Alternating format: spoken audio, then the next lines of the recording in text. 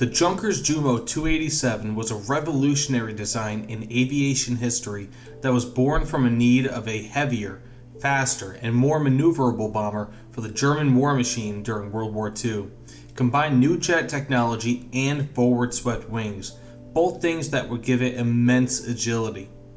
Though direct research ended with the capitulation of Nazi Germany, the USSR was able to gather some of the scientists involved in the Ju-287 along with schematics and parts from this plane, eventually taking new life as the EF-131. The history of the Ju-287 along with its capabilities is certainly interesting and a story worth telling. The development of the Ju-287 started out of the need to develop technology for a new multi-engine jet bomber for Nazi Germany. Being as the nearly ready for production and more famous Arado 234 Blitz was originally meant for the recon role and was only later adapted for bombing missions. Due to Germany's war situation, designers opted for the use of already existing parts for the creation of this plane, creating a sort of Frankenjet.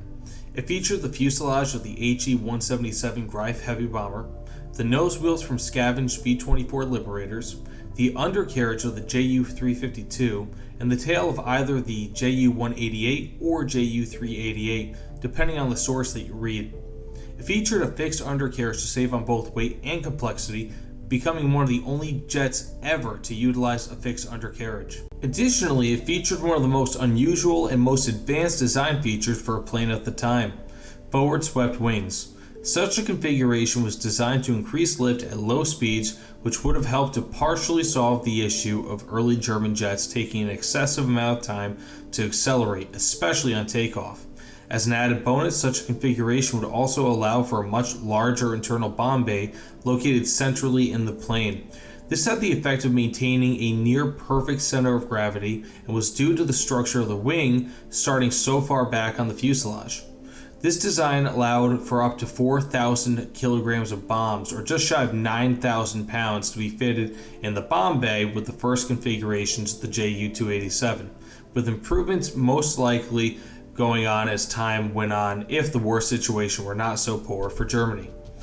This bomb load puts the Ju-287 near the top of the list of bomb load capacity for German bombers in World War II, falling just shy of the HE-177 Greif. In its original configuration, it was unusually slow, especially for a jet, with the top speed of only 560 km per hour in level flight, putting it well within the speed range of nearly every Allied fighter in service at that time. Should be noted, however, that the initial testing of the V-1 was primarily to test maneuverability and still saw a speed of 660 km per hour in a mild dive at full power. The V-1 used 4 Junkers Jumo's 004B jet engines, which were more famously used on the Me-262 jet fighters at the time. The 287 featured 2 Jumo engines on the side of the fuselage and 2 underneath the wings. Later models, including the V3, which featured 3 BMW 003 engines triple mounted under the wings, would have topped out at 865 km per hour, which would have put it above the speed of all Allied fighters in Europe in late 1944. Sans the jets the Allies did not want to deploy to the front lines, lest they risk the Soviets taking their technology. These planes would have also likely featured Rado rockets for short takeoff, as had already been done on the Arado 234s. The V3 prototype would have been the standard production model, with purpose-built parts that were to be designed for the plane and not scavenged from pre-existing designs. Further engine development, as had been planned, would have allowed the jets to utilize the Junkers Jumo 0012, BMW 018, and Heinkel HES 011 jet engines, all of which were substantially more powerful than the Junkers Jumo 004 and BMW 003 engines that were used to start testing of the 287. The HES 011 was supposed to equip the original V1 prototype, having a maximum thrust of 12.7 kilonewtons, as opposed to only 8.8 with the Junkers Jumo 004. The Jumo 0012 and BMW 018 each had a maximum thrust of around 30 kilonewtons, which would have represented a monumental increase in performance to the plane. These engines, however, would never be developed in time, as Germany's war situation became worse by the day. It became apparent that the bomber development was not a priority, and, as such, development was halted in July of 1944, although Junkers would continue their testing on the original V1 model. Because of this stoppage in development, the V2 version, of which was essentially completed, would not go on to be tested. This variant featured two triple-mount underwing engine configurations, nearly identical to the planned V3, except that these were to feature two Jumo 004B engines and only one BMW 003 engine in each pack, raising the total engine count for each plane to 6. As with most German jet planes at the time, the planes themselves were typically of good design and sound quality, but the engines themselves were the trouble spots. These engine issues plagued the 287, along with issues with rocket packs being used for short takeoff, largely due to the still experimental nature of these propulsion methods, as well as the worsening quality of materials being used in their construction. Jumo 004 jet engines were shown to have a total time between major overhauls of 10 to 50 hours, illustrating the quality of the materials being used. Despite all of these issues, as well as the halt on development, an order was placed in March 1945 for 500 Ju-287 planes to be built, something that would never end up happening.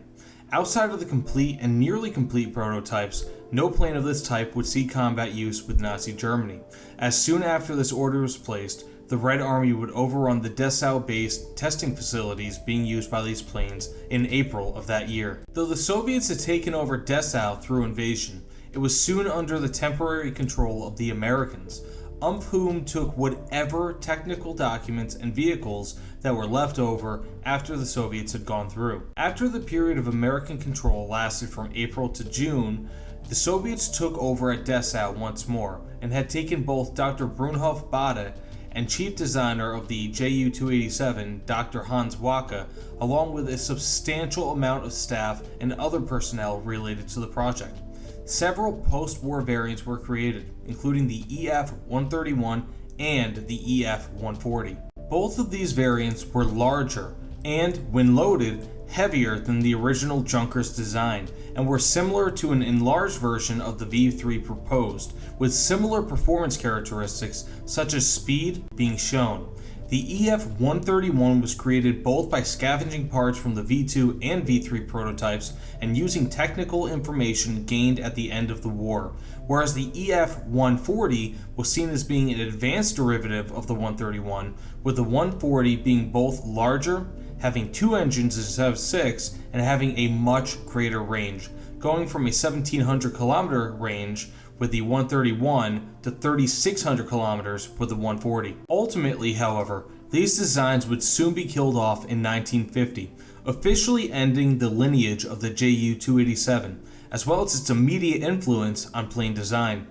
Though these planes were certainly promising, they featured a number of technical hurdles that would have been too costly compared to the benefits that the planes would have provided, especially with the incredibly rapid development of jet and plane technology at the time. The 140 was still essentially an early to mid-1940s jet bomber design that was created under wartime conditions in Nazi Germany, whereas other, more advanced airplanes were constantly becoming available to the USSR for both testing and production. This does not end the story of the Frankenplane from Germany, however, as numerous planes over the last few decades, mostly being used as test beds, have been created with the innovative forward-swept wings, including the Sukhoi Su-47 Berkut and the Grumman X-29. Both planes were shown to be incredibly maneuverable, a characteristic that the Ju-287 also exhibited. All said, though the Ju-287 appeared to be a dead end to one of aviation's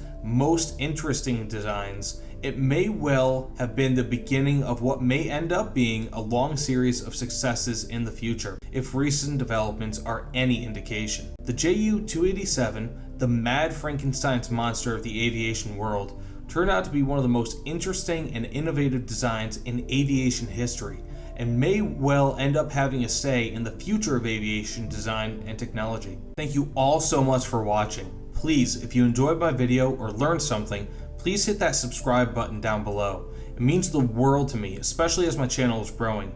That said, again, thank you, and I hope you all have a great night, a great day, or great whatever it is that you're doing. Thanks so much again, guys, and take care.